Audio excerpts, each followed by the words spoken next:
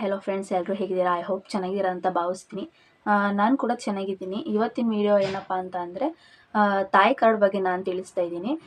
ತಾಯಿ ಕಾರ್ಡ್ ಎಷ್ಟನೇ ತಿಂಗಳಿಗೆ ಮಾಡಿಸ್ಕೋಬೇಕು ಮತ್ತು ಏನಕ್ಕೋಸ್ಕರ ಮಾಡಿಸ್ಕೋಬೇಕು, ಮತ್ತು ಅದು ಮಾಡಿಸ್ಕೊಳ್ಳೋದ್ರಿಂದ ಅದರಿಂದ ನಮ್ಗೆ ಏನು ಉಪಯೋಗ ಅನ್ನೋದನ್ನ ನಾನು ನಿಮ್ಗೆ ತಿಳಿಸ್ಕೊಡ್ತೀನಿ.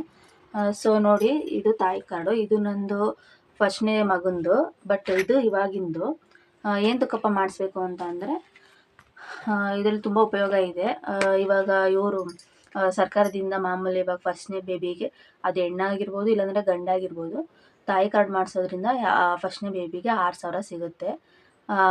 ಅಂದರೆ ನಮ್ಗೆ 6,000 ಅಂತ ಹೇಳಿದರು. ನಾನು ಮಾಡಿಸಿದೆ, ಬಟ್ ಅದು ಬಂದಿರಲಿಲ್ಲ. ಅಂದರೆ ನಂದು ಸ್ವಲ್ಪ ಇಶ್ಯೂ ಇತ್ತು, ಅದಕ್ಕೆ ಬಂದಿರಲಿಲ್ಲ. ಬಟ್ ನೀವು ಮಾಡಿಸುವಾಗ ನೀಟಾಗಿ ಎಲ್ಲ ಇದು ಮಾಡಿಸ್ಕೊಳ್ಳಿ. ಪ್ರೆಗ್ನೆನ್ಸಿ ಕನ್ಫರ್ಮ್ ಆದಮೇಲೆ 3ನೇ ತಿಂಗಳಿಗೆ ಹೋಗಿ ಮಾಡಿಸೋದು. ಎಲ್ಲಿ ಅಂಗನವಾಡಿ ಇರುತ್ತೋ, ನಿಮ್ಮ ಏರಿಯಾ ಎಲ್ಲಿ ಹತ್ರ ಅಂಗನವಾಡಿ ಇರುತ್ತೋ ಅಲ್ಲಿ ಹೋಗಿ ಮಾಡಿಸ್ಕೊಳ್ಳಿ. ಮಗು ಹುಟ್ಟಾದ್ಮೇಲೆ ಬರುತ್ತೆ, ಇಲ್ಲಾಂದರೆ ಮಗು ಹುಡೋಗಿನ ಮುಂಚೆನೇ ಅರ್ಧ ಕಂತಂದರೆ 2 ಟೈಮ್ ಬರುತ್ತೆ.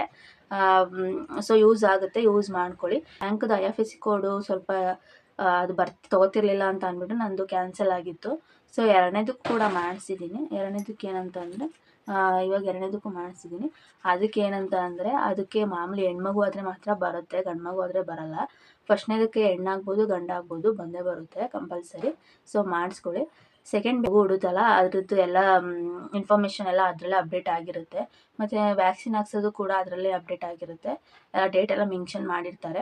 ಎಷ್ಟನೇ ತಿಂಗಳಿಗೆ ಹಾಕ್ಸ್ಬೇಕು ಮತ್ತು ಯಾವ ವರ್ಷಕ್ಕೆ ಹಾಕಬೇಕು ಮತ್ತು ನೆಕ್ಸ್ಟ್ ಇನ್ನು ಯಾವಾಗ ಬರಬೇಕು ಎಲ್ಲ ಅಲ್ಲೇ ಡೇಟೆಲ್ಲ ಬರೆದಿರ್ತಾರೆ.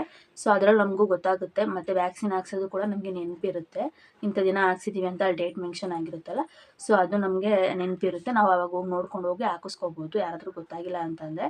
ಅದನ್ನು ಕೂಡ ಯೂಸ್ ಆಗುತ್ತೆ. ಮತ್ತು ಇನ್ನೊಂದು ಏನಂದರೆ TT ಇಂಜೆಕ್ಷನ್ ಎಲ್ಲ ಮೆನ್ಷನ್ ಮಾಡಿರ್ತಾರೆ. TT ಇಂಜೆಕ್ಷನ್ ಕಂಪಲ್ಸರಿ ಹಾಕ್ಸ್ಕೊಳ್ಳೇಬೇಕು, 2 ಇಂಜೆಕ್ಷನ್ನು. ಅದು ಕೂಡ ಇದರಲ್ಲಿ ಮೆನ್ಷನ್ ಆಗಿರುತ್ತೆ. ಇನ್ನೊಂದು ಏನಂತ ಅಂದರೆ ಮಾಮೂಲಿ ಇದು 18ನೇ ವರ್ಷಕ್ಕೆ 1 ಲಕ್ಷ ಬರುತ್ತಲ್ಲ, ಅದು ಕೂಡ ಮಾಡಿಸ್ಬೋದು ಗರ್ಲ್ ಬೇಬಿ ಆದರೆ. ಸೊ ಇಷ್ಟೊಂದು ಉಪಯೋಗ ಇದೆ. ಮತ್ತು ಇದರಲ್ಲಿ ಏನಂತ ಅಂದರೆ ಎಲ್ಲ ಮೆನ್ಷನ್ ಕೂಡ ಆಗಿರುತ್ತೆ. ಸೊ ಅದಕ್ಕೋಸ್ಕರ ತಾಯಿ ಕಾರ್ಡ್ ಮಾಡಿಸ್ಲೇಬೇಕು. ಅಂದರೆ ನಿಮ್ಮ ಅಂಗನವಾಡಿ ಎಲ್ಲಿ ಹತ್ರ ಇರುತ್ತೋ ಅಲ್ಲಿ ಮಾಡಿಸ್ಕೊಳ್ಳಿ.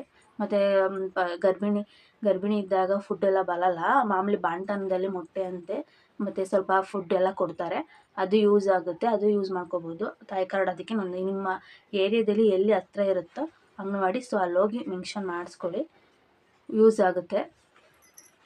ನಾನು ಕೂಡ ಮಾಡಿಸಿದ್ದೀನಿ. ನಾನು ಎರಡು ಮಾಡಿಸಿದ್ದೀನಿ, ಆದರೆ ನಾವು ಅದ್ರ ಫುಡ್ ಏನು ಇಸ್ಕೊಂಡಿರಲಿಲ್ಲ. ಸೊ ಎರಡನೇದಕ್ಕೂ ಮಾಡಿಸಿದ್ದೀನಿ. ಎರಡನೇದಕ್ಕೆ ಮೆನ್ಷನ್ ಮಾಡಿಸಿದ್ದೀನಿ, ಅಂಗನವಾಡಿಗೆ ಹೋಗಿ ಬರ್ಸಿದ್ದೀನಿ. ಅದಕ್ಕೆ ಇನ್ನೂ ಫುಡ್ ಕೊಟ್ಟಿಲ್ಲ, ನೆಕ್ಸ್ಟ್ ಮಂತಿಂದ ಕೊಡ್ತೀನಿ ಅಂತ ಹೇಳಿದ್ದಾರೆ. ಮೊಟ್ಟೆ ಮತ್ತು ಕಾಳು ಅಕ್ಕಿ ಎಲ್ಲ ಕೊಡ್ತೀನಿ ಅಂತ ಹೇಳಿದ್ದಾರೆ. ಸೊ ನೋಡೋಣ. ಒಟ್ನಲ್ಲಿ ಮಾಡಿಸಿದ್ದೀನಿ, ನಾನು ಕೂಡ ಮಾಡಿಸ್ಕೊಂಡಿದ್ದೀನಿ. ಸೊ ಇಷ್ಟೆಲ್ಲ ಇಂಪಾರ್ಟೆಂಟ್ ಇದೆ ತಾಯಿ ಕಾರ್ಡ್ ಮಾಡಿಸೋದ್ರಿಂದ. ಮತ್ತು ಅದರಲ್ಲಿ ನಿಮ್ಮದು EDD ಡೇಟು ಮತ್ತು ಮಗುಂದು ವೆಯ್ಟು ಮತ್ತು ಅದು ಡೇಟು, ದಿನಾಂಕ, ವಾರ ಎಲ್ಲ ಮೆನ್ಷನ್ ಮಾಡಿರ್ತಾರೆ.